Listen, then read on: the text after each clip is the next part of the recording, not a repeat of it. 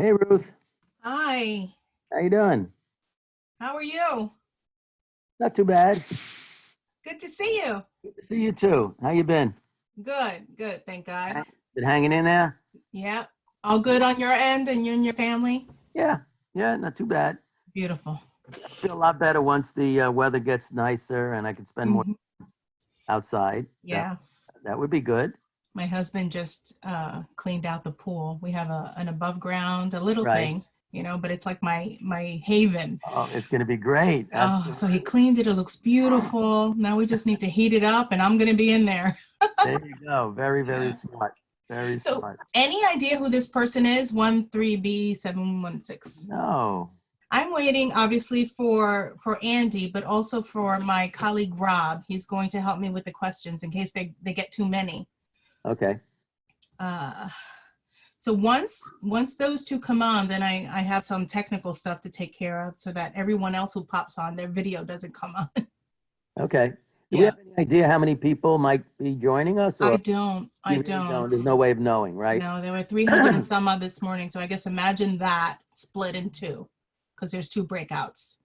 Oh, I thought there was 3 concurrent workshops. No, there's two. There's 2. Yeah, Okay, so we might get whatever, 30, 40 maybe. I would imagine 150. Oh, how many If it's altogether? split, they're 300 and Oh, some 300. I thought you said 100. No. Oh, okay. All right, good, good.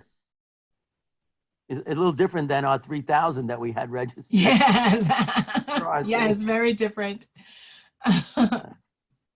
That went very well. That was really, It went really well. really Yeah. went well. It's good. We should think about what else to collaborate on. I currently am working with CPI on developing a webinar on supervision from home. Right. I usually do supervision kind of training for NIAPers and the state. Okay. So I try always to get Paul because he's like the supervision guru. Right. So he was able to join me. Oh, good, good. Yeah, I already did something on. Oh, here's Andy. And Andy's in. Good.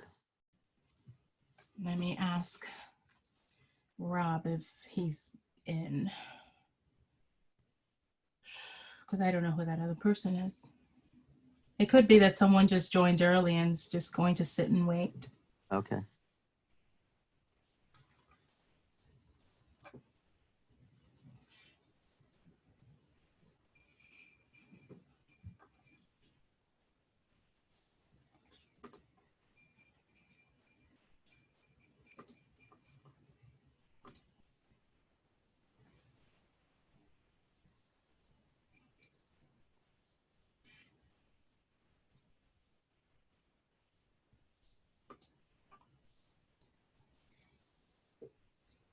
Oh.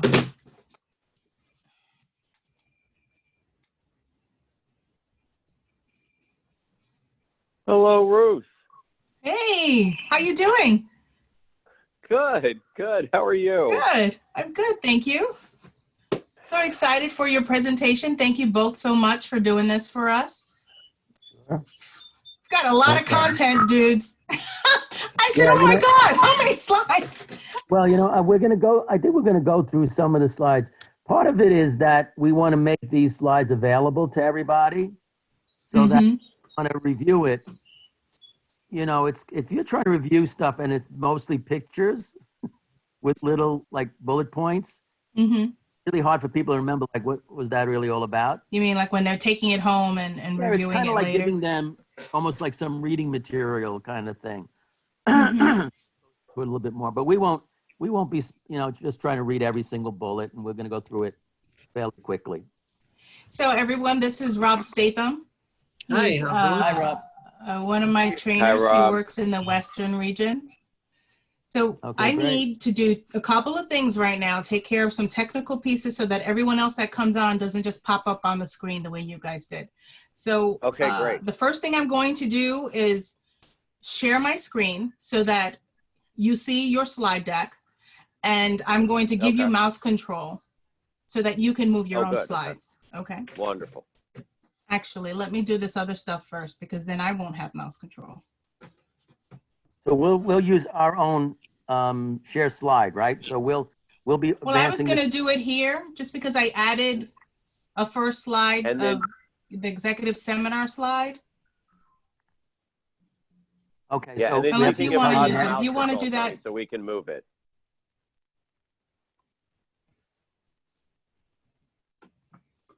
So It might Tony, be she can easier give for us us. mouse control. So it's her screen, but we're the ones moving the slides. Okay.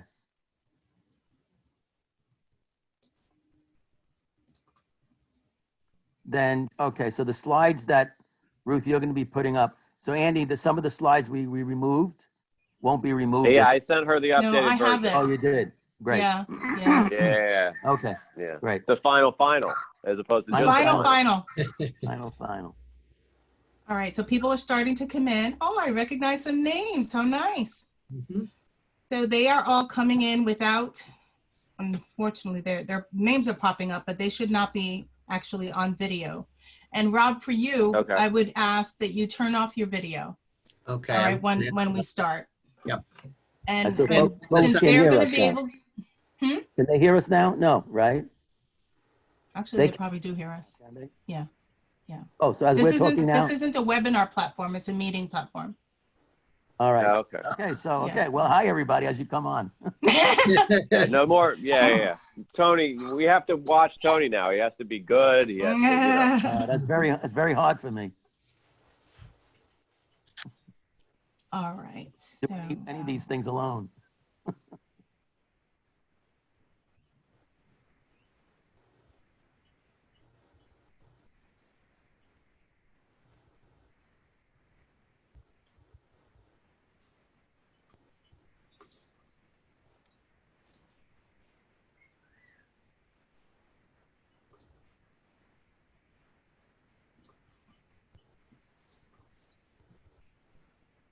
All right.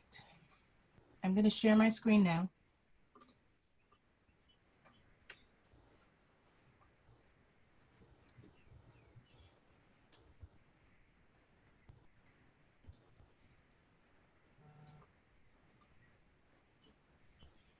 Do you see that?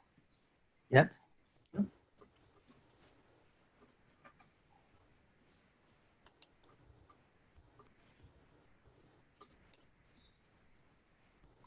Who shall I give it to? Tony or Andy? Give it to, so I'm gonna be control, right? Yeah. Okay, give it to me. Now, Ruth, Okay. would there be an opportunity for me to share my screen at some point?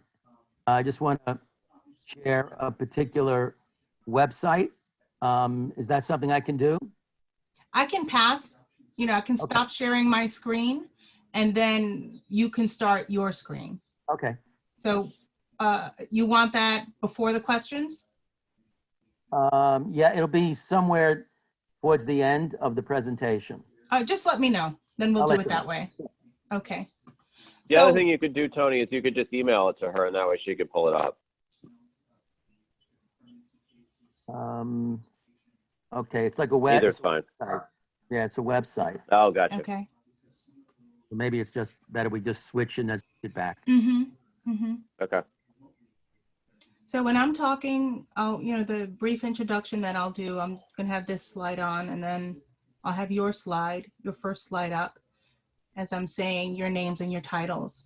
I don't plan on doing more introductions than that unless you want me Okay. to. No, that's fine. And we're 10:45 to 12. Is that Correct. that's the time? Correct. Okay. And so I'll just need a bit of time right before 12, a minute before 12 to remind people about going into the next virtual room. And I'll Okay. give them the link to that as well at that time. All right, great. Can we just test All right. out the advancing of slides on my side, okay? Okay. That's just it. So it's my understanding the first thing you should do is click your mouse on the screen and then you can start moving the slides. There you go. Oops. Can you bring that back to slideshow view? Are you control of the slideshow view or no? No, that should be you now. Okay. So from, Custom slideshow. Well, just from the beginning. Just from the beginning. literally click. Yeah. There you go. There you go. Okay.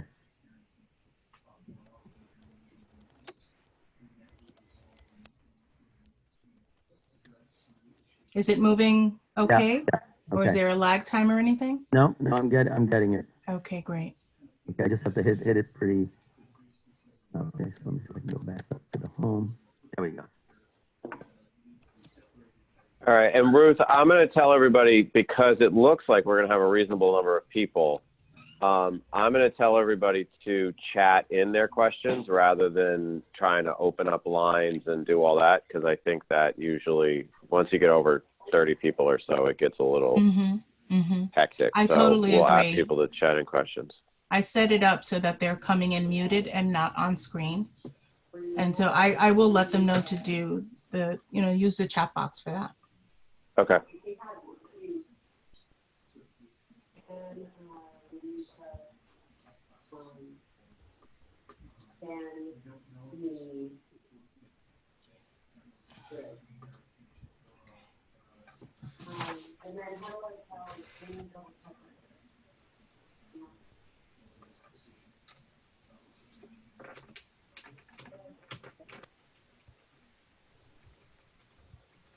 Ruth, I think I'm going to go off camera now. Do you need me on camera anymore? Or? I don't.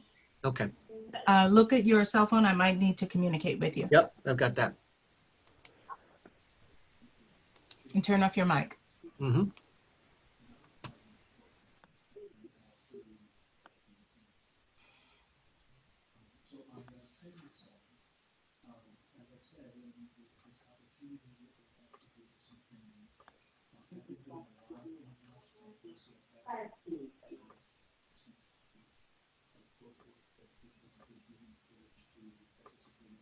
All right, and Tony, if you want to put it on slide, the presenter version. Tony, you're on mute.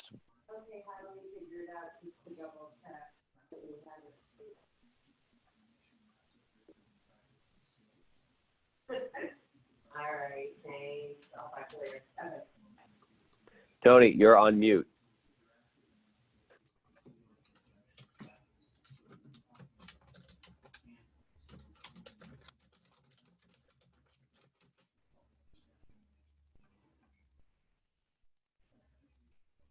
Oh, Tony, Ruth, it looks like you may have muted Tony. Me? Okay. Yeah, because he can't unmute. Okay.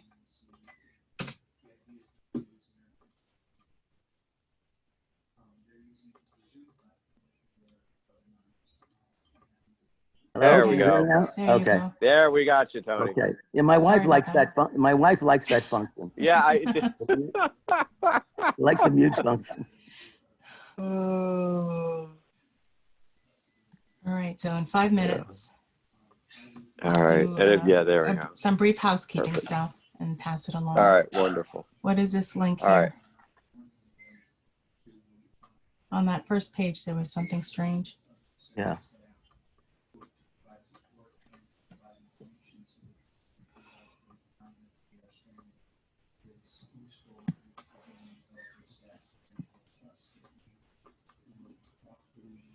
So I still have mouse power too? So you and I both do?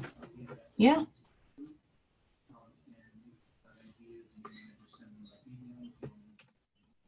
Let me see if I can advance. Okay. Okay.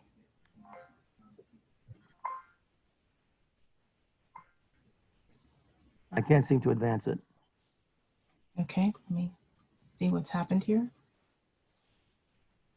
It says abort control. That's my only option, leading me to think that you are controlling it. Click on the green, that screen just once and then start. All right. Was that you?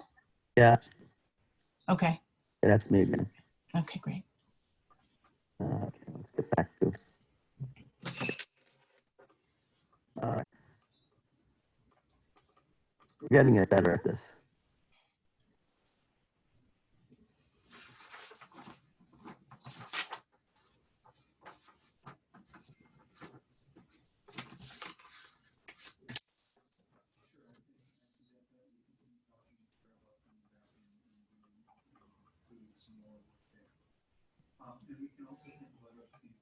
So far, we have 63 people who've joined the room. Oh, great. I was Great. telling Tony, Andy, that we had more than 300 people register for the first day. So I'm assuming since there are only 2 breakouts, we'll have approximately half of that.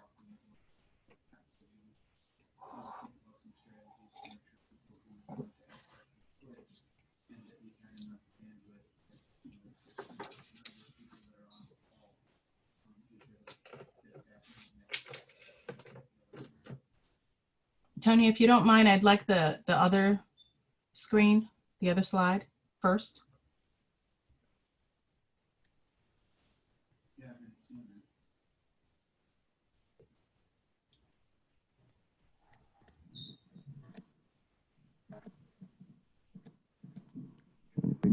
Control that. Trying to go page up, and it doesn't seem to be. Oh God, it won't do it.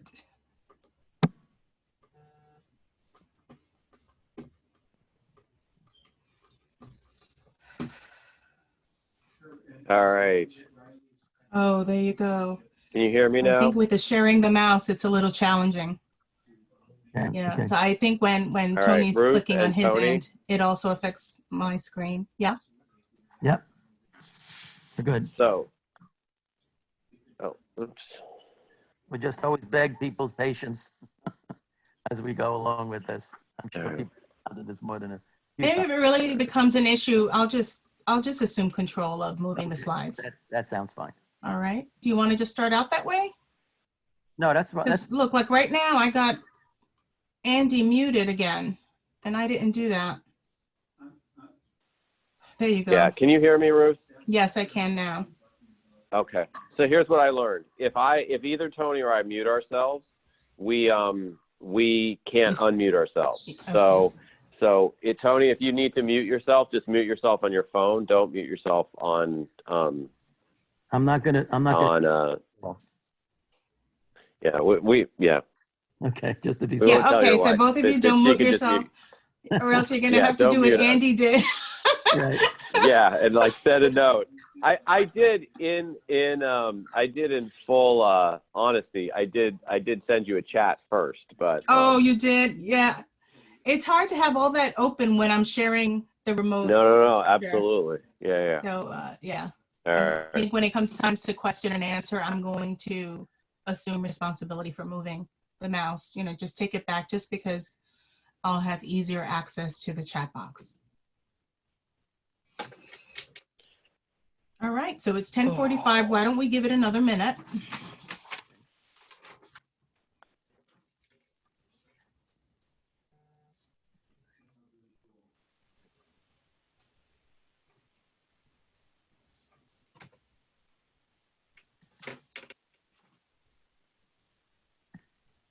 Okay, welcome everyone. Thank you so much for joining us today. My name is Ruth Colon Wagner, and I'll be serving as moderator for today. We have the pleasure of having the McSilver Institute with us today, and I will introduce their names in just a moment. But first, I'd like to just get out some normal housekeeping issues. We're using Zoom, a Zoom room, as opposed to a Zoom webinar, so it may be just a little bit different than what you experienced in the morning session. So we just want you to know that when you came in, you were all muted by the system. You will need to keep yourself muted. I think there might even be a feature for you to unmute yourself, but I'm not exactly certain. But we do ask that you stay muted. And if for whatever reason, we have any glitches and I start hearing background noise, I'll then stop our presenters and just ask the audience to please maybe put yourself on physical mute on your end, on your phone and your computer. Your videos and your cameras are also turned off. You may have the ability to turn those on, and I just ask you to please keep them off. And yeah, we said keep yourself on mute. And then, of course, our presenters are going to take questions at the end of their presentation. And we will be asking you to submit your questions using the chat box. So you should see the chat box either at the bottom or at the top of your screen. Now, since there are so many people on and we only want our presenters on the screen, there's actually something that you can do, and it's called speaker view. and it's right on the top of you know, where everyone's pictures are at. So hover over the top of your screen and find where it says speaker view, and then you would only see the actual person who's speaking at any given time. Lastly, before I introduce the guys, so at the end of today's, you know, the Building a Better Workforce webinar, what we NIAPers would like for you to do is to all then go over into another room so that we could have some closing remarks by Harvey. And that's really very important to us, that we have the sort of this coming together again at the end of our morning session. So please do that. I already have that link in the chat box. I will again place that same link in the chat box once the presentation is done, so that it's right there and easy for you to click on. And additionally, you should have received links to all these different things, and that may be a little confusing, but I do want to let you know that the link that we will all be going to at the end of today's Building a Better Workforce is actually the other breakout that Harvey is in right now. So at the end of that breakout, at 12 o'clock, they will do closing remarks. So you're going to notice that the link I send you is to that other room. Just know if they're running a little late and you hear another conversation happen, you're not in the wrong room. They will end at 12, and so Harvey could say his closing remarks. So look out for that link. Okay. So this is Andy Cleek and Tony Salerno, and they are from the McSilver Institute for Poverty Policy and Research, and that's at the NYU Silver School of Social Work. Andy is Chief Program Officer, and Tony is Innovation and Implementation Officer. I pass it on to you guys now. Thank you so much for joining us. Thank you so much, Ruth. So I just want to, and now, of course, the moment that this gets passed to me, my doorbell rings because, you know, we're all stuck at our houses. So I just want to thank Niapris and Ruth and Edie and Daniela and Harvey and the entire crew there for inviting us to do this presentation today. I couldn't have possibly imagined when Edie gave me a call a couple months ago and said, do you want to do a presentation on workforce development at our executive seminar, that we would be doing it over Zoom to a virtual audience of 100 people as opposed to an in-person audience at the Albany Hilton. I realized it hit me last night as I was sitting on the couch, which, you know, spending a lot of quality time in my house on the couch.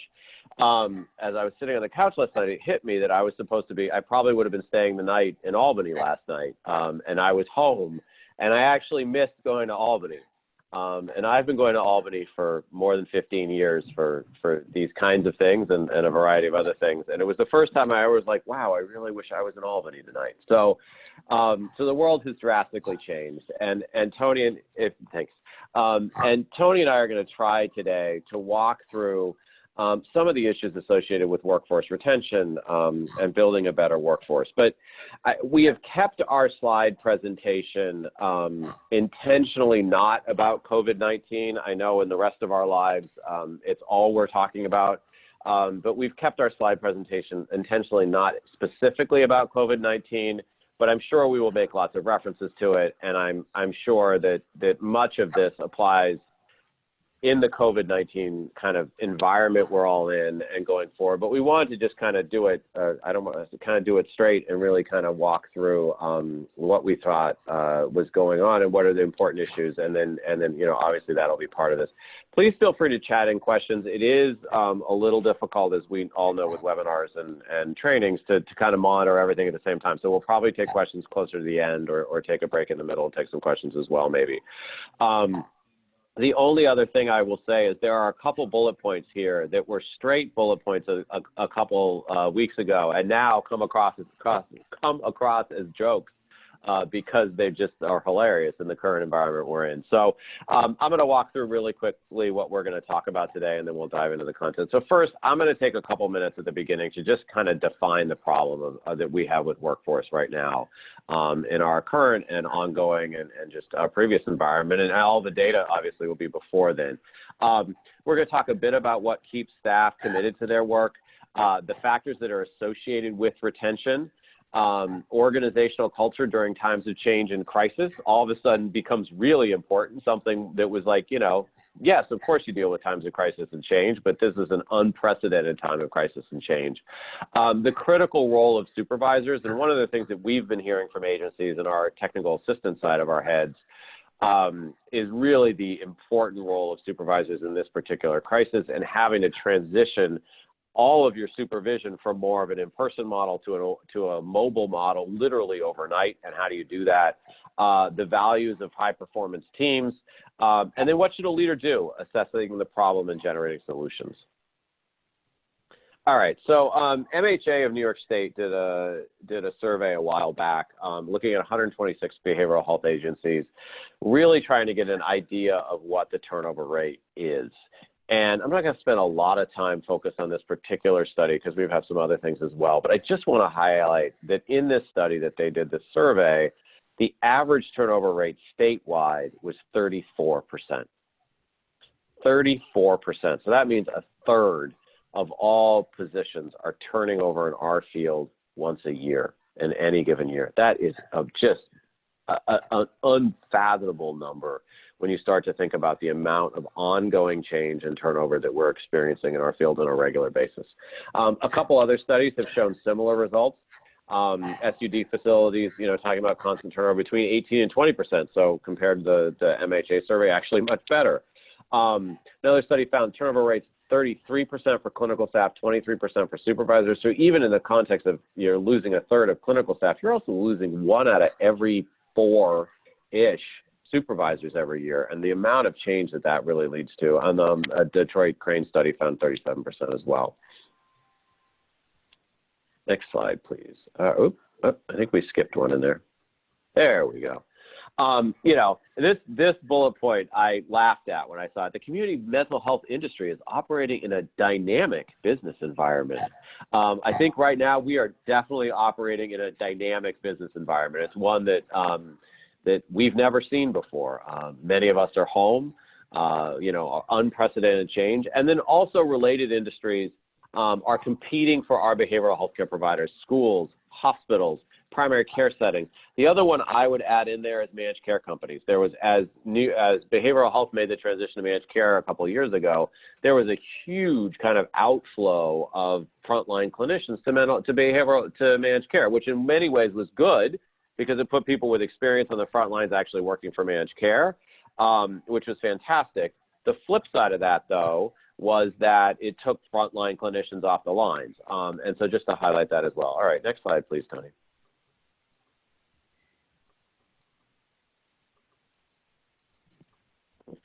We've lost the, there, Yep. It's all good. Okay. Just find the right, yeah, there we go. And then hit the from current slide. Yeah. Okay. Oh, perfect. There we go. All right. Yeah, okay, there we go. There we go. Hey, we are being proactive and working through all our technical challenges as they come up.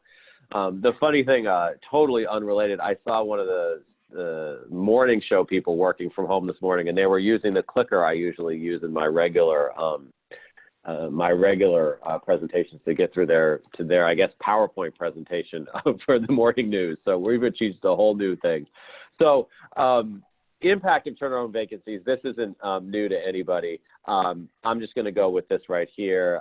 So look, this is kind of a vicious cycle, right? So your employee leaves, workload increases on all the remaining employees, right? So you have somebody, they leave, all of a sudden there's a much bigger impact on everybody else. Patient care is impacted, right? Tony and I were talking about a study that he had been part of a long time ago or a study he had read about where the impact on patient care with multiple different clinicians over the course of a treatment episode was really profound. So there's an impact on patient care, added stress put onto the existing, the remaining employees. Those employees get poor satisfaction out of their job, right? They are not as happy. that satisfaction reaches up, and then they start looking for a new job. You're also losing money in that process because you're losing clinical appointments and those kinds of things. And then you literally repeat that cycle again. So you literally kind of travel around this circle over and over again, and aren't able to kind of go from there. So what keeps staff engaged and committed to work? So I think with this, I'm turning it over to Dr. Salerno. Okay, thank you, Andy. All right, so I think one of the most interesting, findings, and if you look at the literature, because that's part of our job, is to kind of go through what is the literature, folks who really studied this have to say. And Hertzberg has been around for quite a while, and he, in all of his studies, what he discovered is something kind of really important. There's stuff that could make you very dissatisfied, but if that's all you address, what he calls these, I'm not sure why this keeps going. I didn't touch it. Ruth, did you move it to the next one? I don't think so. Okay, so somehow it's moving on its own. Okay, so all right, this is very hard. Can you take control, Ruth? And maybe that'll work. Sure, hold on. Okay. Is this where you like to be? Yeah, that's All right. great. Okay, so one of the things he found is, if salary is really important, the quality of a person's like supervision, looking at the organizational kind of regulations and practices, interpersonal relationships, working conditions, those sorts of things, that if you don't have them, it can kind of really piss you off. It can make you dissatisfied. But if you just improve those areas and you don't improve the other side, which are the motivators, like achievement, recognition, responsibility, advancement, and the work itself. If you don't do that, then you're not going to get very far. If you just stay with, he called hygiene factors. I'm not quite sure why he called them that, but those are sort of like the general work conditions, right? The security involved in the job, whether you got a pension or not, if there's, your salary, the general work conditions, which is great, and how nice your office is, the physical environment, all of those sorts of things. So if those are really not particularly satisfying to you, that's fine. I mean, that'll make you dissatisfied. But if you just pay me a little bit more, but I don't have any sense of achievement, the no recognition around this place, I have responsibilities way below what I really ought to have. There's no advancement. The work itself is like really tedious and dissatisfying. Well, you know what? You're not going to get very far. So what he's really sort of suggesting, because sometimes organizations are going towards the kind of perquisites that people have in their jobs, right? And if that's all you focus on, you're not likely to increase a person's sense of commitment to their job. And I think that's just an important concept to keep in mind. Next.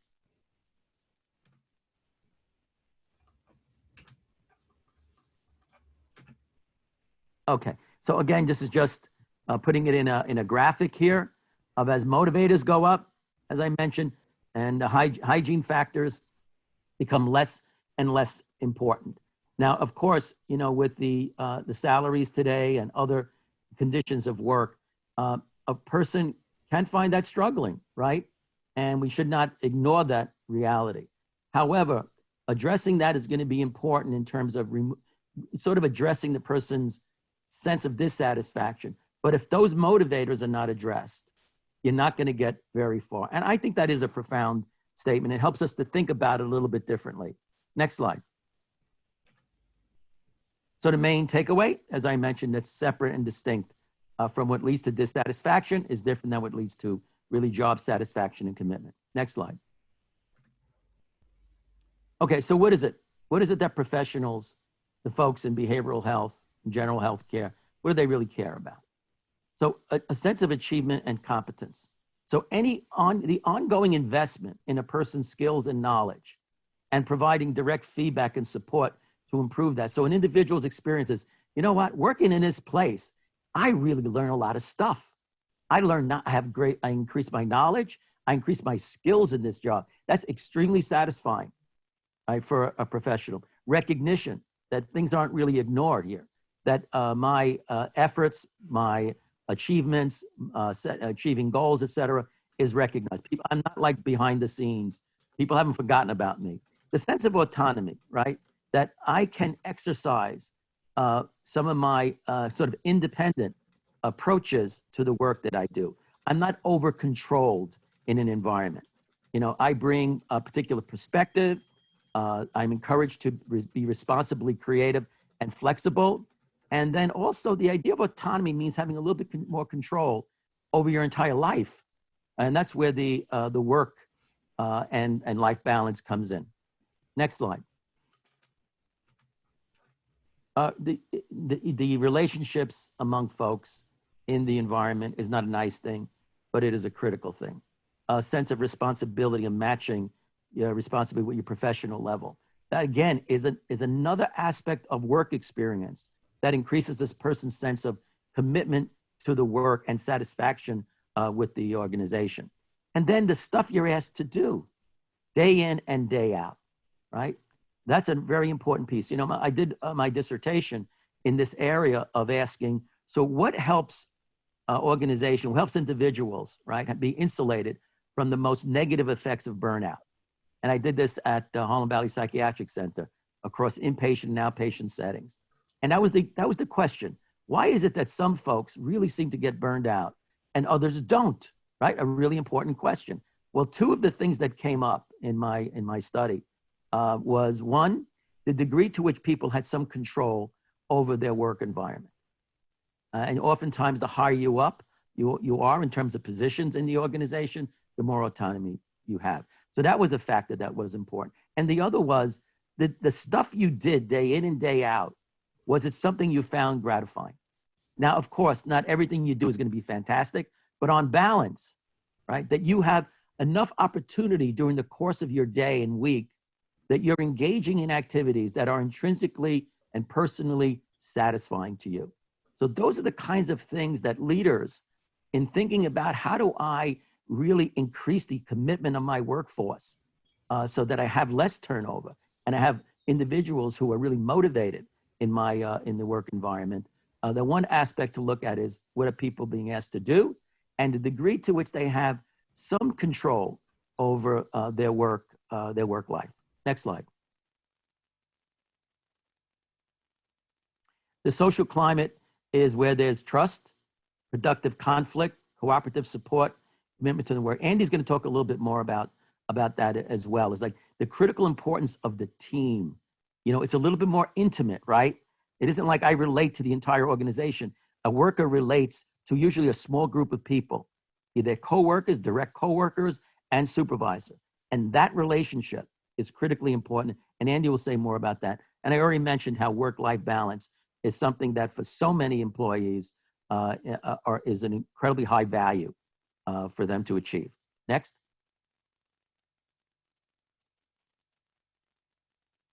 So here's this interesting thing. You know, I was the director of evidence-based practice initiatives, a co-director for about 9 years with the Office of Mental Health, and I was promoting all these evidence-based practices, and I thought it was a really very good thing to do, right? So that we can bridge that gap between research and actual practice. So, you know, one question that does come up is, well, how does that affect autonomy, right? What if I have an approach that's a little bit different than this sort of evidence-based, you know, sort of practice approach? And what some of the studies seem to indicate is that it isn't that people really get turned off with the idea of evidence-based practices per se. In fact, many, you know, the idea of increasing knowledge and developing skills and competencies is something that people want, right? But it had to do with how evidence-based practices were introduced. If they were introduced in a way that was like sort of very strictly enforced with fidelity and people given like sort of checklists, that just turned people off. What they valued was that fidelity monitoring to see whether or not folks were actually implementing an evidence-based approach as a supportive consultation, that this isn't something that is imposed and that people have to be in lockstep, but recognizing that people make adaptations to particular approaches. So that whole notion of how one engages professionals in a collegial process and introducing some new practices and recognizing that people will make adaptations all the time because you usually don't start with a practice, you start with a person. And the idea of supportive coaching seems to be the approach that people are more receptive to implementing a particular practice, which may or may not align with their sort of, you know, preferences or perspective. around treatment. Next slide. So the issue of culture and climate. This has been a lot of research, in this particular area, right? So the idea of the culture, that is the way in which the language, the procedures, the policies, the mission, the way in which particular routines are developed, all of that kind of stuff really goes into culture and the climate of an organization. They both contribute to job satisfaction, organizational commitment. Actually, there's some aspects around the kind of culture that seems to produce greater commitment and the type of organizational culture which doesn't. So let's take a look at that as well. Next slide. So this constructive culture. So folks who have studied this have taken a look and saying, okay, is there any relationship between issues of turnover and commitment and the kind of culture? And two particular cultures seem to stand out. A constructive culture, which you have supportiveness, recognizes individuals, encourages positive interactions with others, approaches to tasks that will enable staff to meet higher order satisfaction needs. You know what that is? That's Hertzberg, right? Those constructive cultures around responsibility, around advancement, around professional, development. And then defensive cultures, which tend to be much more authoritarian, where there's a lot of directed conformity, submissive. It's sort of like follow the rules, becomes a very, very core organizing principle of the particular culture. The idea is it promotes self-protection and just make sure that if anything hits the fan, it doesn't hit you. And they recognize this. And those constructive cultures tend to promote, again, commitment and people's, sort of like attachment to the organization and motivation in the work. Next. Let's go on to next slide. I think I made that point. Now, this is particularly important. A lot of this work comes from a guy named Woodward, who was really kind of taking a look at organizations through change. And in taking at this approach, he says, let's take a look at what happens.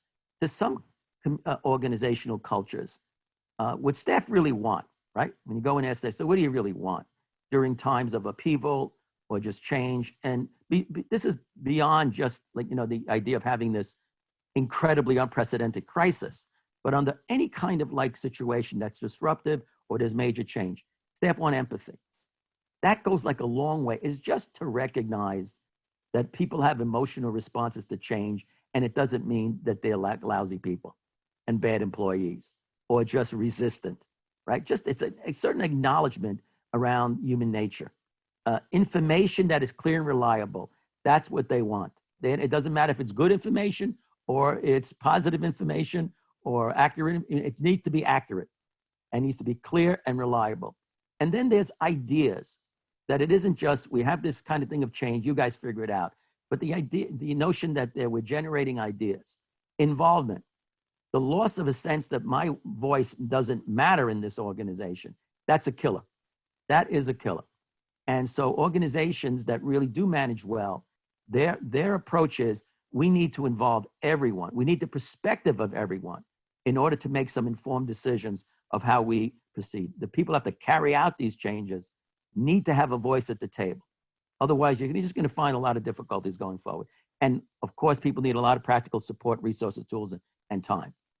So what staff don't want, but they often may get, is, listen, non-involved, just failure to include them. So they go away saying, nobody really seems to care about what I think or what I experience in this organization. Autocratic behavior, cheerleading without support.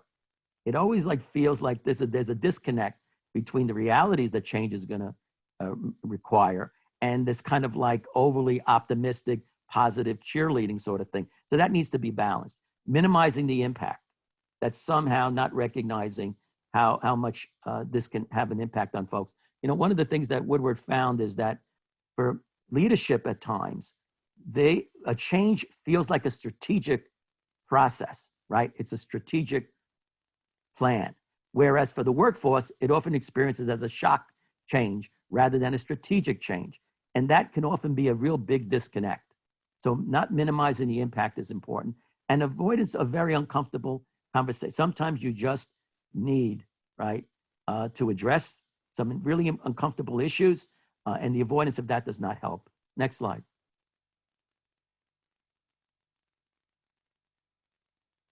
And the issue of supervision, I'm just gonna kind of turn this over to Andy in a moment, just to sort of make the point that in all the research, and I think of it in terms of all the experience I've had, I've been in the field for a long time.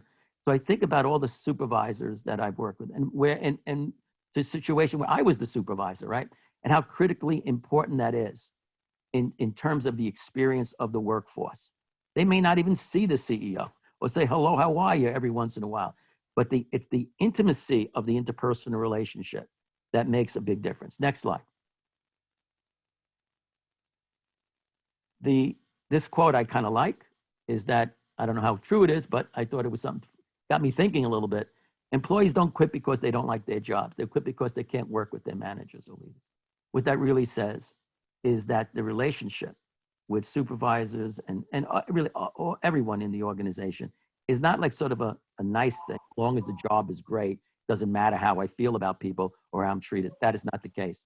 And the Center for Advanced Human Resource Studies at Cornell sort of estimates that maybe a lot of the turnover is really driven by an environment in which the manager or supervisor, that environment that's created for the employee.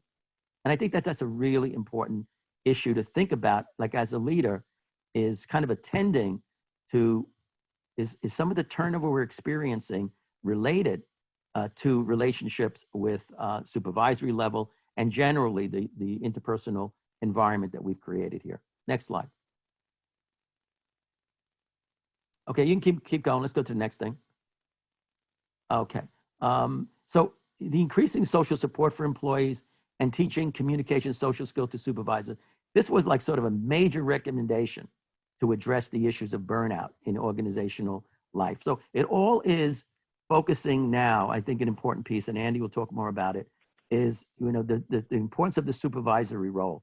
And so let's go to the next slide. All right. We can kind of keep going from there. Andy, I wonder if we can just stop for a second and see if there's anyone have any questions from what they've heard so far, or any comments that they'd like to just share in what they've already heard. And you can so if you can just chat in any questions to everybody, because that way we'll all see them.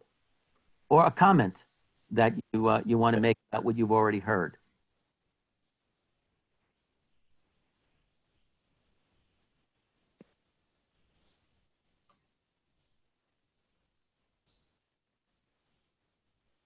Okay, so this is all very familiar. Okay. We're right on. I like that. Okay.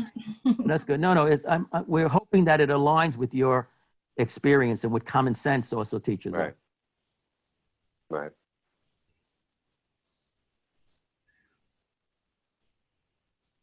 Okay, so Robert is telling us that somehow this is kind of making sense to folks. Okay, so that it aligns with what your experience has been in leadership roles. And of course, if there are any questions or if you have a point that you'd like to make to add to what we've been sharing. As a leader now, I reflect back and know that I have left jobs because of I can't see the rest of it. Can you see it, Ruth? Because of the administration or because leadership. I'm sorry about that. Okay. So she just adds that this all makes sense. Great. Okay, terrific. So we're glad that we're sort of aligned with your experience. All right, Andy. All right, fantastic. Oh, wait a minute. Wow. We have Dr. one here. Do you want to read it or Uh-oh, I'll read it? Okay, I'll take the reason. I'll read this one. Dr. Salerno used to be my supervisor when I was an intern at Rockland Psych Center. Interesting that the importance of supervision in retention, because I am still with OMH. Well, there you go. Yeah, I'm sorry to whoever wrote that in. I'm sure they've been emotionally scarred for life based on having Dr. Salerno as a supervisor over the years. All right, let's move on to the next slide and we'll go from there. All right, Ruth, if you can advance us. We're going to talk about kind of the high performance teams.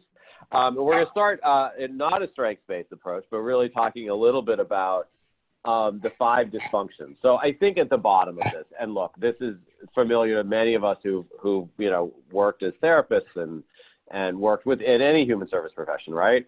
So the absence of trust is kind of the basis of which everything else is built on, right? So the most fundamental part of the top dysfunction kind of in a team environment is the absence of trust. Without trust, nothing else happens.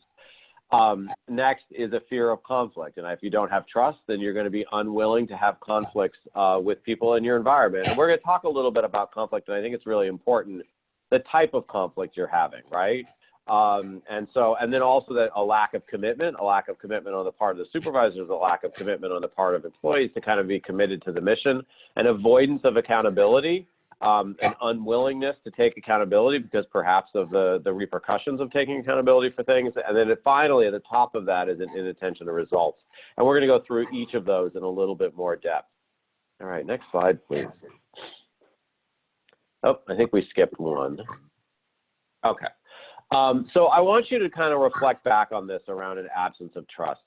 Ask yourself, do our team members genuinely apologize when they act or say things that are hurtful or damaging to the team? Do you have a team that people trust each other enough that when they mess up or something happens, that they're willing to say they're sorry and in a genuine way? Do our team members openly admit when they make a mistake, need clarification when something's unclear, express their disagreements, avoid sarcasm or harsh criticism? Are they comfortable enough to admit their mistakes?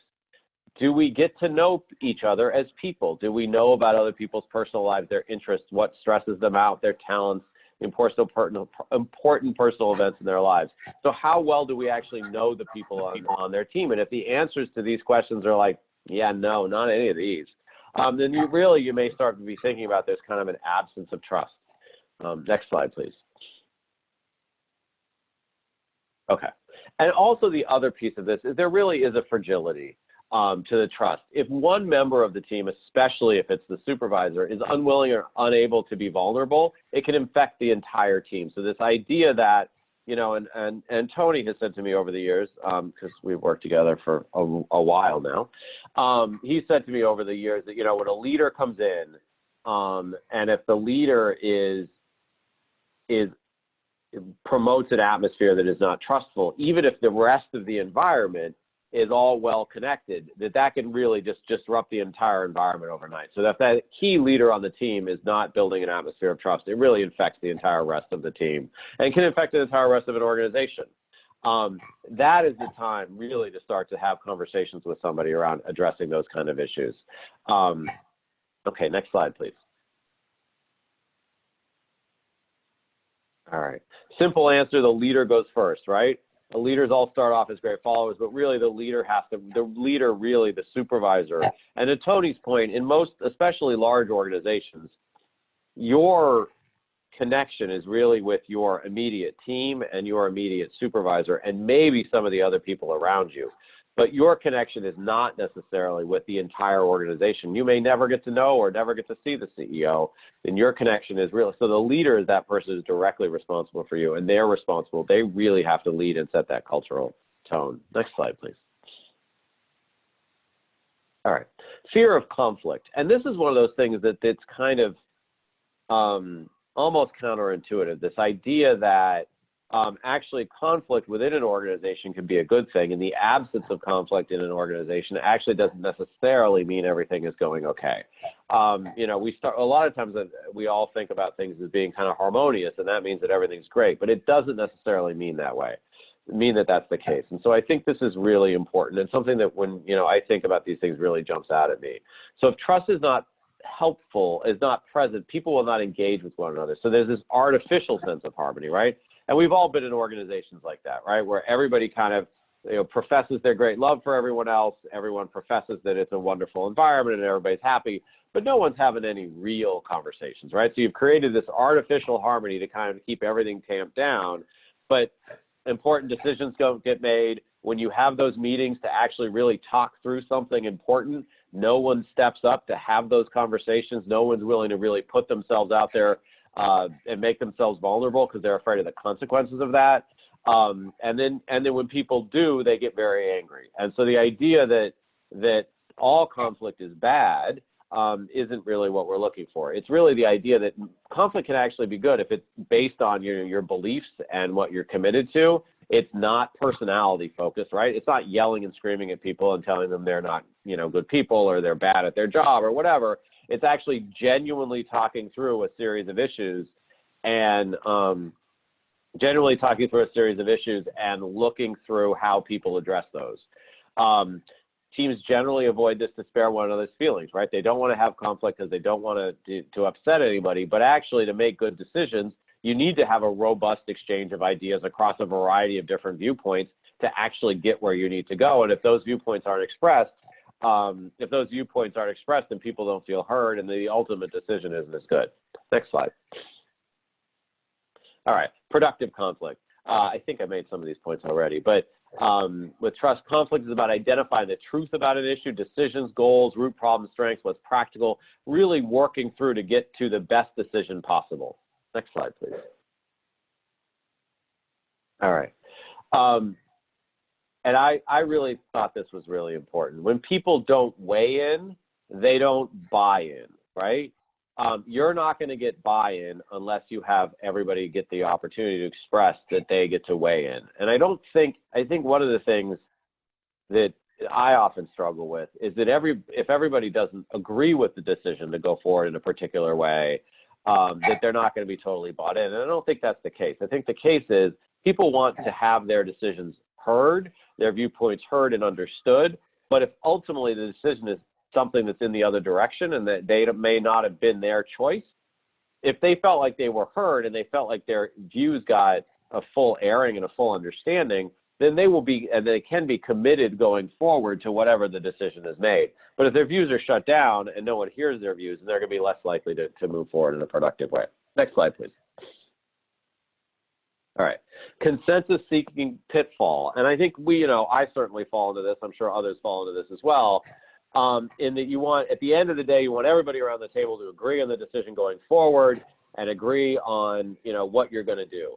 But oftentimes consensus is impossible. People come to things from different directions. Sometimes the decision has to be made quickly. Sometimes, fundamentally people just disagree on the way to move forward, but you do have to make a decision. And so oftentimes the leader ends up breaking the tie and saying, you know what, look, like I understand that there's different views and opinions here, but ultimately we're going to move in this direction and we all need to get on board and move. But doing that after a full airing of the different viewpoints, one, allows the leader to make a better decision, but two, it allows everybody to feel as if they had input into the process, even if the decision that was made was not necessarily the one that they would have made. Move forward, please. Next slide, please. Okay, a lack of commitment. So if anybody doesn't like this quote, I'm going to blame Tony for it because he stuck it in, but I found this to be hilarious. So always always remember the distinction between contribution and commitment. Take the matter of bacon and eggs. The chicken makes a contribution. The pig makes a commitment. So I just thought that was a fantastic quote about really the difference between making a contribution to something where you can live, look, there'll always be another egg. But once you've contributed the bacon, that's it for you. You're deeply involved. All right, next slide, please. Okay. So reflection, lack of commitment. So these are some questions to ask yourself as you're going forward. And this is one of those situations where it would be great to be in a room where we could ask these to people. But so do we know what each member of the team is working on and how they contribute to our collective effort to promote quality, right? So as a leader, do you know what everybody's working on and how that all fits into the whole? Do team members leave meetings feeling confident that each team member is completely committed to the process? Team members end meetings with next steps, tasks clear and action oriented, right? So when you're done, you actually leave with, what you're supposed to do, and no one is leaving with nothing to do, right? And I think that is really, really important. And does the supervisor model commitment by organizing meetings, setting agenda, promoting action, and moving the team to resolve differences and taking action towards a specific goal, right? So does the supervisor move forward in that way as well? All right, you can go to the next slide, Ruth. Okay. Avoidance of accountability. So we're starting to get up towards the top of that pyramid, if we remember. So the commitment and then accountability. Leaders do this to avoid uncomfortable situations, right? It's uncomfortable to hold somebody accountable. But if the leader doesn't hold people accountable, the team members won't either. This is really difficult in peer-to-peer situations. Most of us are conflict avoidant. We don't want to put people in uncomfortable situations. And so those interactions are really complicated. When there's little commitment and no buy-in, the team members will not hold each other accountable. And part of this whole process is holding all of us accountable to the particular goal. You need team members willing to call their peers on performance and behaviors that might hurt the team. And the closer the team members, the greater the danger. All right, next slide, please. All right, so avoiding accountability, a couple key points here. Are team members deeply concerned about letting down their peers? Do team members respectfully hold each other accountable and for contributing? Do you ask your other members of the team, to contribute in meetings to make sure that they're keeping up with things?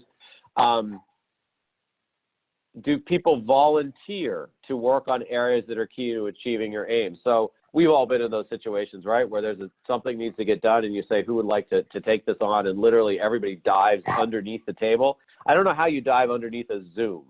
But maybe you just turn off your camera, or you mute yourself. I'm not sure how that works. But everybody tries to avoid being the one who's picked to do that. And then do you as a supervisor hold people accountable for their behavior? All right. So next slide, please. All right. Inattention to results. And I think this is at the top, but I think this is really important too, as well. I'm getting my dog is contributing to the conversation. Is the inattention to results. Do our team members willingly to make sacrifices for the good of the project?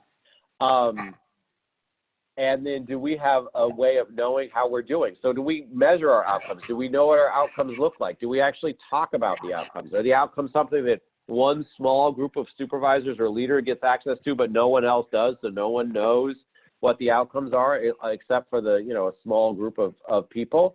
Do we regularly review our goals and progress in a way that's specific and measurable? Do we expect dissatisfaction when the data falls short of our expectations and goals? And then do team members discuss areas of performance that they're concerned about? And I think there's also this piece of knowing when to hold yourself accountable to those particular goals, and also knowing when to give teams a little break from some of that too. So I think this is probably one of those experiences in COVID-19 where, there's certain things that we've placed emphasis on in the before times that we are not necessarily putting as much emphasis on now. And our goals and things we hold ourselves accountable to have radically shifted. We were talking about performance evaluations in my organization the other day, and how we're not going to be doing, rigorous performance evaluations in this time. We want people to prioritize a lot of things right now. And so it's about shifting goals and being mindful of the circumstances that you're in as well. Next slide. Okay. If the team leader does not attend to the results and the outcomes, it communicates the results don't matter. And I think that's really important for all of us on the phone who are leaders in one way or another, that we have to attend to those results. And if we don't pay attention to them, then no one else is going to pay attention to them either, right? And I think it goes back to that issue that Tony raised about evidence-based practices. I think people want to feel as if there are goals and results and that they are accomplishing something. And if that is not communicated to the team that is important, I think what happens is then the team doesn't view these goals as important, and that all kind of travels downhill. All right, next slide, please. All right, so I want to talk a little, Tony talked a bit about supervision. I'm going to talk a little bit about supervision. One of the things that both Tony and I believe deeply in our core is that supervision is really, really important. And it is one of the not underappreciated parts of our mental health and behavioral health system, but one of the parts that gets short shrift in our behavioral health system because it's just not funded as an activity. And so it's really important. So there's, different kinds of supervision. First of all, the kind of control-oriented supervision, which we've all had and been experienced, right? Supervisors are policemen. There's only episodic problem solving. There's little or no follow-up. And when things go wrong, punitive actions, right? So if something happens, if you mess up, if you make a mistake, there's no discussion of that mistake as in terms of in the context of the broader expectations. You get punished for it, and that leads to people covering up mistakes and people not talking about mistakes, and that kind of feeds on itself. As opposed to a supportive supervision, supervisory approach, which focuses on improving performance and building relationships. It's more, the words to use this are more like a teacher or a coach or a mentor. Safety and trust is really important. Supervisee can develop a sense of professional identity. You're building somebody up, right? They're not filling in a cog or, you're here until somebody else is here in your place. You're building up somebody's professional identity. You're slowly increasing their responsibilities. You're using data. You have things you follow up on regularly. You talk with them regularly. You're building up their professional competence as you go forward. And also you're there for them when they need that. All right, next slide, please. All right, reflective supervision, exploration of the parallel process. All right, attention to all the relationships, right? Between the practitioner and the supervisor, between the supervisor and executive leadership, the practitioner and the parent, the practitioner and the youth and child, really kind of building both people's professional and personal development within their discipline as they grow and evolve. And then greater emphasis on the supervisor's ability to listen and wait, and allowing the supervisee to discuss solutions, right, to the concepts and perceptions of their own abilities. So really allowing people to develop their own solutions to problems, to develop their own professional identity as it moves forward. Next slide, please.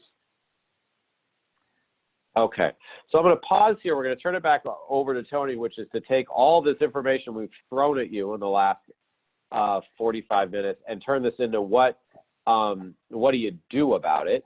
But before that, I want to take a look over at the chat and see if anything has come in, and also feel free to chat in any questions or any other feedback or thoughts that you have going forward before we move on to Tony's section. All right, does that mean to equate commitment with death of yourself for the greater mission? So I think I want to highlight that piece because that's a really clear and declarative statement. So I think when we talk about job commitment, I think what that's getting to is, and this happens in all teams, right? You've got one person really working really hard, and you've got some other people who are hardly working. And I think that is a leader's responsibility, is to make sure that doesn't happen.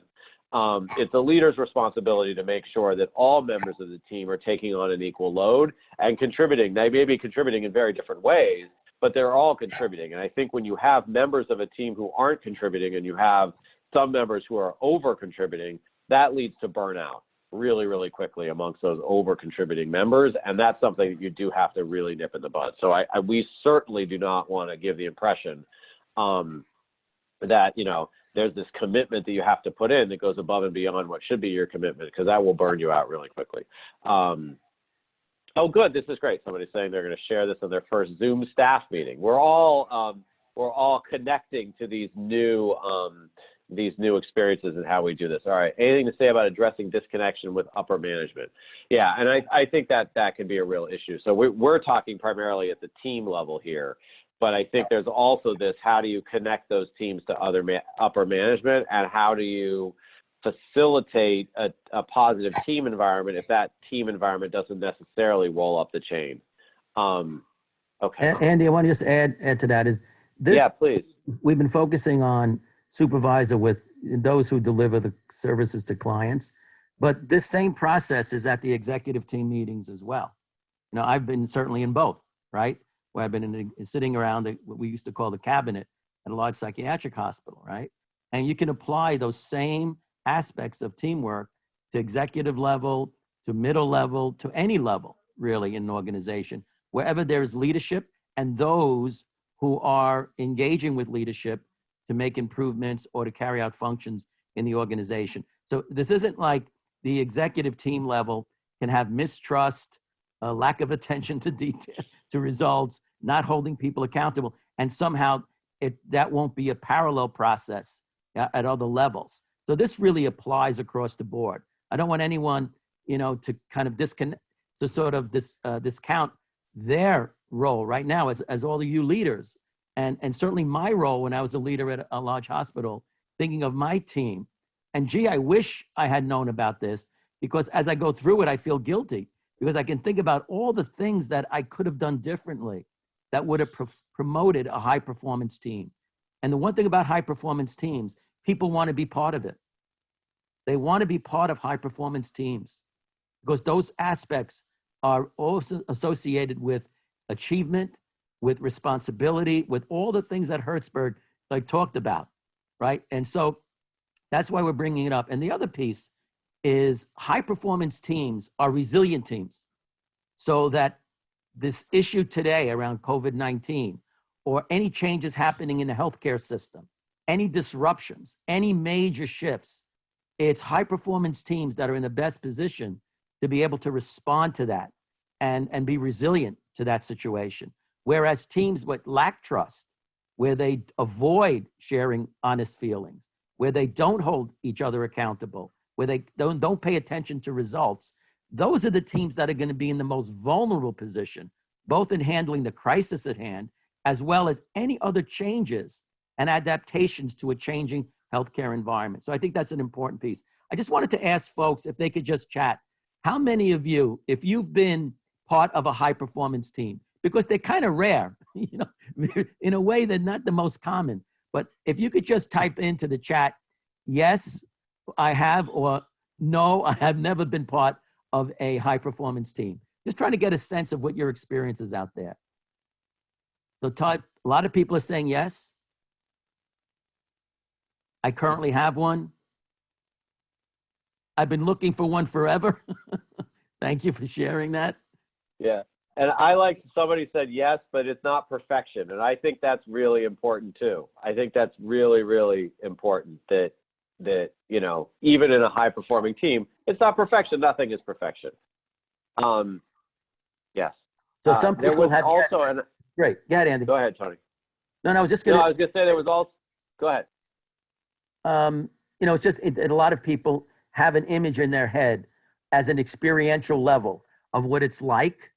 I wish I had that. I would say maybe 3/4 of the way in terms of a high performance team. But people, when you have it, you know how incredibly gratifying that is. And if you're talking about issues of turnover and retention, look at really thinking about how we create high performance teams might be one of the most powerful strategies to not only increase quality in organization, but to also keep people committed to your organization. Exactly.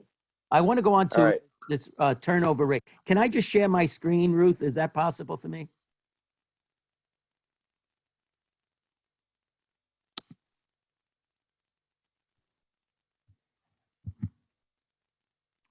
Can people see this? Andy, do you see it? Yes. Yeah, I do. Okay, so what I just wanted to do is to share with you that there is a tool, and I think, Ruth, we can send the link to it, but SAMHSA includes this. It's a way of how to actually determine, right? How to determine your turnover rate, retention rate, that kind of a thing. All right, something happened here. All right, let me go back to, okay. So You want to have Ruth share her? Oh, go ahead. yeah, okay, so I wanted you to just see that, and then I will, let's go back, Ruth, if you can take control of the slides, and we'll send you this particular link, because it'll give you a algorithm and a way of calculating your own turnover rate, if that's an issue that you'd like to do. So I like this first statement of every unhappy workforce is unhappy in its own way. So you have to really kind of take a look really internally. And that turnover rate tool will help you to do that. And finding out, like, so what is it? What's going on in my organization before you can ever begin to create any successful retention strategies. So next slide. Slide before. Okay, no, go next. I'm sorry. Next slide. Okay. So one of the things we came across in recruitment strategies, organizations that had really tough time with turnover. And I mean, if it's 30%, 40%, it was huge. One of the things that organizations have found to be helpful is you want to avoid people having a mismatch between their expectations and what the job really is. And so they've done these job preview videos. That is really giving a person a chance to see what the job is really like. The interview, instead of being like a 45-minute, 3-round interview, people literally stay at the organization and get to meet and be with the organization and get a sense of what it's like to be working in this organization. That's the idea of just making sure people know what the expectations are, what the challenges will be, because the last thing you want is someone getting, sort of a disconnect between what they wanted and what they actually got. So you see a little bit more efforts in a lot of industries to make sure that any prospective employee knows what the job is about and what challenges you're likely to experience. Others have tried these check-ins with new employees, 30-day, 60-day, 90-day, as just sort of making sure, how a thing is going, so that what you don't want is a lot of dissatisfaction continuing, and then a year later, then the person's like, I've had it with this, right? And you've invested a lot of time and energy. And that's a very important piece of these sort of check-ins. It can kind of go unnoticed, and people might not share it with you. New employees are not going to complain, right? They're unlikely to complain. And so, but if the complaint is there and the dissatisfaction is there, you're not going to be able to really address those issues. And then again, another turnover. Pairing new employees with seasoned mentors. That notion of someone being available to guide you through can be very, very important. The practicality of that, I know, could be a challenge, but what research has shown is that when you do create this support of people in the very beginning, that can, again, help them to kind of manage that transition in the early phases of employment, which we all know. We all know what it's like in those first 3 to 6, 12 months when we're just trying to get the hang of things. Introducing full caseloads gradually. So some organizations, what they do is, look, we understand this. You can say, we're desperate. We have like somebody carrying 10 more, 15. We need this person to carry like 40 cases like right away. Oh, well, that can often be associated and be overwhelming to an individual. So some organizations have tried gradual caseloads, just so that the person, especially during an initial transition, right, getting used to the organization and its culture, and then establishing a robust internship program that also serves as a recruitment tool. That number of organizations, in fact, when I was working at Harlem Valley, I would say maybe 80, 90% of the psychologists all came from the internship programs. And I think that all made a really big, made a big dent in addressing both recruitment, and the folks knew what the organization was like. They had been trained in that organization and now can be employed in that organization. Just to let folks know, some of these recruitment strategies might be helpful to you. Next slide. So another way of keeping in touch, checking in, focus groups, town hall meetings, internal surveys, retreats, exit interviews of folks who leave. Again, you're really just taken very seriously. I need to know what's driving our turnover. And it may not be the same in every organization. So understanding what's driving it in our organization is critically important. Or in our particular program, you can break it down by program. How come we have no turnover in this residential program, but we got like 40% turnover in this other residential program? What is going on? Next. So diagnosing the problem. Here's a survey that has been recognized, or some people have used, and people who look at this issue of turnover and retention and recruitment. The next slide is like 10 questions that you might want to consider in exploring the degree to which the individual really identifies strongly. So does the person agree with the mission of the organization? Does your supervisor inspire you? Do you feel teamwork is practiced? So if you ever had the process of actually doing interviews and surveying staff, these might be some of the questions that you would use. Are your coworkers held accountable? A lot of this is also aligned with what Andy discussed in terms of the characteristics of high performance teams. Do you feel valued for the work you do? If a person says no, that's it. It's all over. It's all over. People do not stay in environments and in settings where they do not feel valued, right? Are you really, is the amount of work like really reasonable in light of what you need to get done? is there communication? Do you receive training so you can do your job well? Do you have the resources and supports so you can do your job well? If not, what that means is I'm not going to do my job well. I can sweat more. I can put more energy. I can be upset more. But what it's not doing is getting me results and the kind of sense of achievement and gratification that brings us to this work. Why continue working, right? When we don't see like that our efforts result in positive outcomes. Okay, next.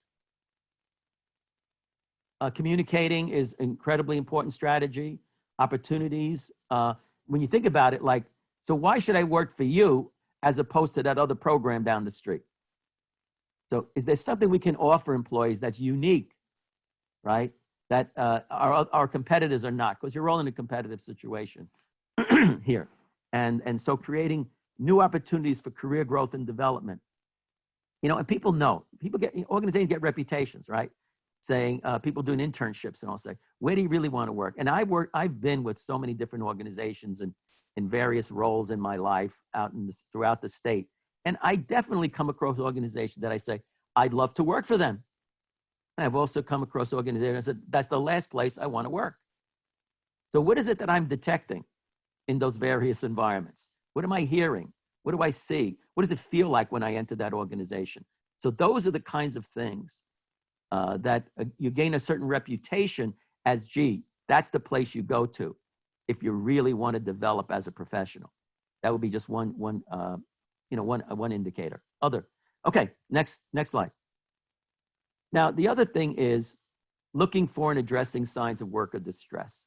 There's a lot of work in this area. There's so much literature looking at really the experience, the emotional impact and the physical impact, the psychological impact of working with individuals who are struggling and suffering.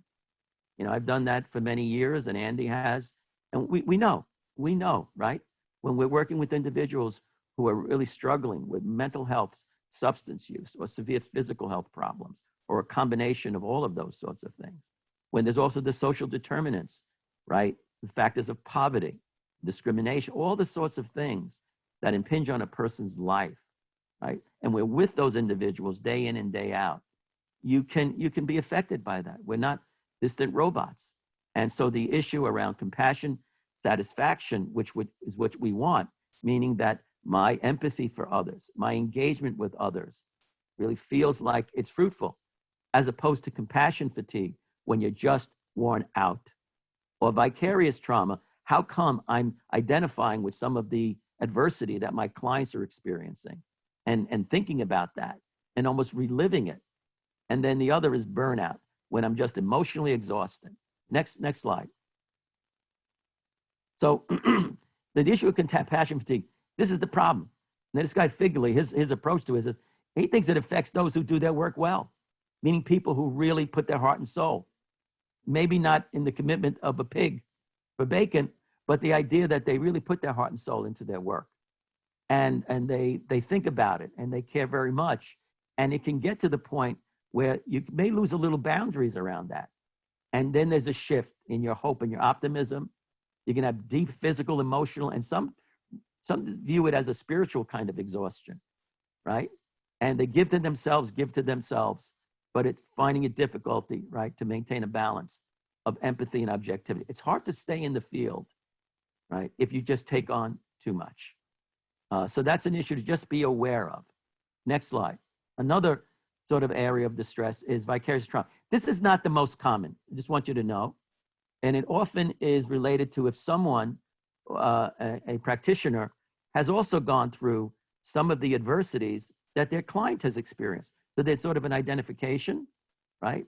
Or if that isn't the case, there's this kind of loss of boundaries where the person, you know, if your client's having nightmares, you ought not have nightmares as well, right?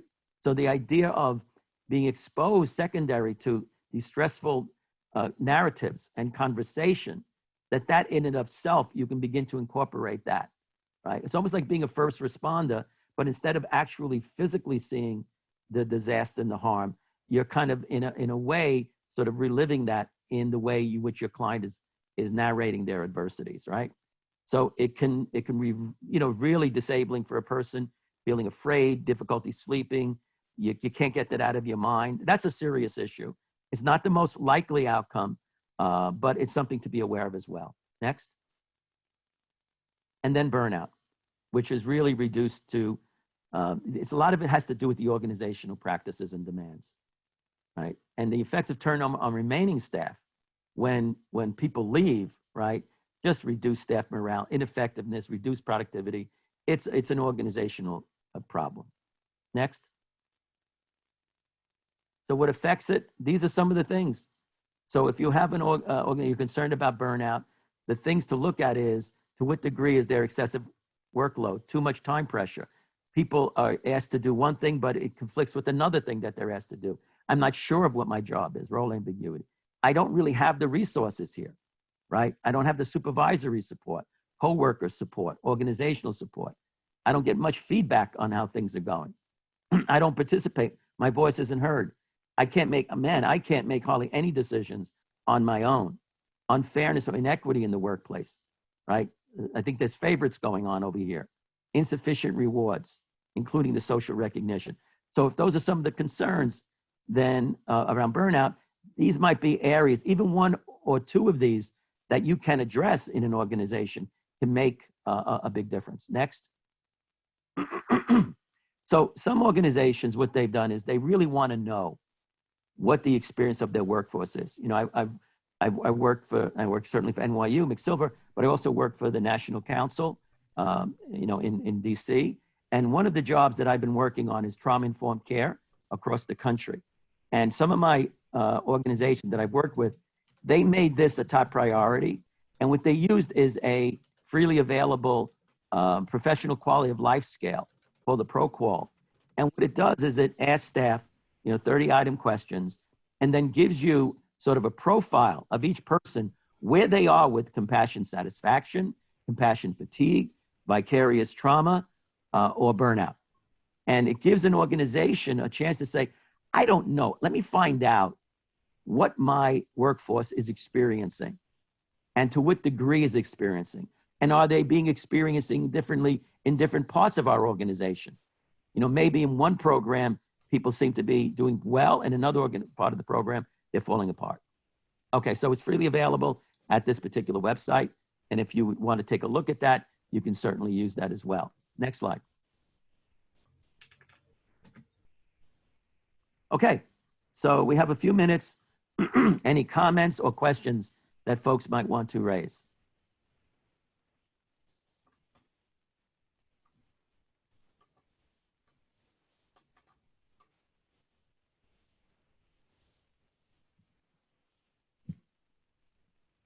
Do you guys see the chat box?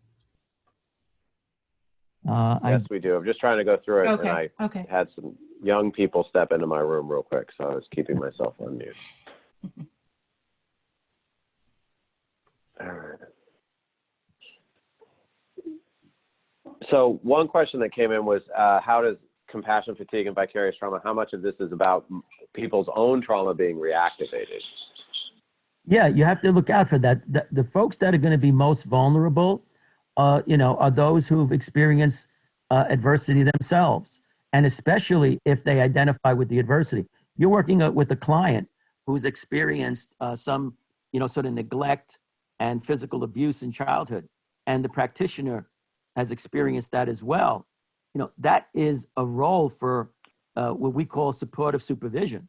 If that person's reacting that way, if they're in a trusting environment, they go to the supervisor and say, look, I'm really struggling with this particular client because, I'm just finding that what we're talking about is kicking up a lot of issues for me. That's where strong supervisory support makes a whole world of difference. If that person perceives this as, look, this is an environment where they say, look, just get over it. You got a job to do, just do it, right? And let me tell you, I've been in environments like that, right? Where I would be very hesitant to show signs of weakness or that somehow I'm not dealing with a particular client well. And hopefully in your organizations, you don't have that at all. I know what that's like. So when a person's experiencing that kind of adversity related to their own adversity, then it's even more important that they have a supportive environment where they can work that through. And I've also been in organizations where we did have that in supportive environment, and people can come up and say, I'm really struggling with a particular client, whatever the reason might be, but didn't feel like that was an indication that you weren't professionally competent. So that's an important issue. Thanks for bringing that up. Yeah. So one of the other things that is, and folks could feel, we've got probably enough time for a couple more questions. So if folks have additional questions, feel free to chat them in and we'll get to as many as possible. Tony, one of the other questions would come up, and we see this all the time, is also how do you manage your interactions with organizational leadership if they might have a different philosophy, perhaps, than the folks on the ground, right? Yeah, I mean, if there is that disconnect, there's like a few strategies. I know what that disconnect is like as well. You have your purview, right, and your team. And of course, unless you are basically talking about rebellion, meaning that you're not going to carry through with policies that the organization, has, which you can't do, of course, right? But you look within your own purview to strengthen that team, to move in a way that supports your values and the values of your team in a way that does not bump up against sort of the organizational, sort of, if it's just a cultural thing, you can create subcultures. And that's what happens in organizations. There isn't just a single culture. There are organizations that have different cultures in different parts of their organization. As a team leader, you can create the kind of culture within your own team, as long as it's not sort of questioning or jeopardizing what executive leadership has identified as a direction that they're going in. So culture and accomplishing the expectations and the goals of an organization are not the same thing. They're not the same thing. If you work for an organization, you're a supervisor, in effect, you've agreed by saying, you've agreed that you will support the mission and the goals of that organization. How you go about doing that and how you ensure that you're not compromising your own sort of moral integrity, that's like a personal decision, but you can create a team that is high performance, even in the context of a culture, which may not be as supportive of that. But so I know we're going to give this back to Ruth to wrap up, but I just want to say thank you to Niapris and all 120 people for joining today. Wow. On what was really great. It was a great opportunity, and I saw a lot of familiar faces, and not faces, but familiar names on the chat, and that was nice to see as well. Tony? Yeah, thanks so much, everyone. It was so great. We weren't sure how many folks would, kind of come to this type of a presentation. And even though we did touch on COVID-19, it wasn't exclusive to that, which we thought we weren't sure. But we're so pleased that you are interested. And we think now and going on in the future, these kinds of ideas of how to strengthen the workforce is going to become increasingly more and more important. And perhaps we'll have other opportunities to share more information and also perhaps create opportunities for you guys to share with each other, which I think my feeling was there's a need in this group to maybe to be able to talk to each other a little bit more and share that, which might be a next step based on feedback. Absolutely. So, Andy and Tony, thank you all so much. In terms of the next steps that you talked about, we'd be very happy to bring you all together again with us and have a webinar specifically on next steps for this. I also, I invite you to do that with us. And I also want to just share with the group, because there was some back and forth in the group chat about supervising remotely. And so I just want to let you know on May 5th, Niapris and CPI are putting together a webinar on that. So please look out in your emails for that. Now, as I indicated to you before at the beginning of this morning's webinar, that we're all going to come together at noon, and it's noon right now. We're going to come together for Harvey to say a thank you and a an appreciative moment for you. So please look at your chat box. I indicated before that I would put the link in the chat box. It's now just a couple of chats deeper in that it was before a minute ago, but please just highlight that and that'll take you to the next room. And as I indicated before, that room that you're going into was previously used by the other breakout session that we have concurrently along with ours. And so they may be finishing up. And so if you hear some conversation, just know that you're in the right space, in the right room. Again, Andy and Tony, thank you so much. You're very much appreciated. Thank you for sharing your wealth of knowledge with us. You're more than welcome. Take care, everybody. Thank you so Take care, much. everyone. All right. Take care, everybody. Bye. Bye. Thank you all so much.